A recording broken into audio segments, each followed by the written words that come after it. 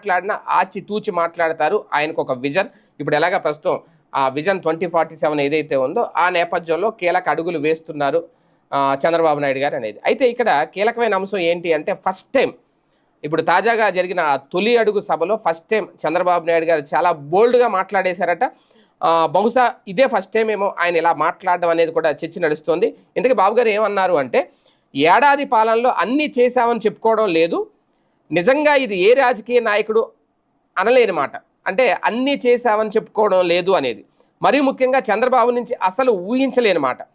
ఆయన ఎప్పుడు ప్రభుత్వాన్ని సమర్థిస్తూనే మాట్లాడతారు, అదే రాజకీయ వ్యూహ విధానం అని ఆయన అనుకుంటారు. కానీ ఎందుకో ఆయన తొలి ఏడాది పాలన మీద విశ్లేషిస్తూ చాలా విషయాలు చెప్పారు.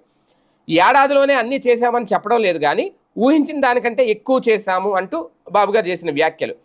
ఆయన అలా చెప్పడం ద్వారా తన రాజకీయ అనుభవాన్ని, పెద్దరికాన్ని కూడా చాటుకున్నారు అనే చాలామంది చెప్తున్నారు.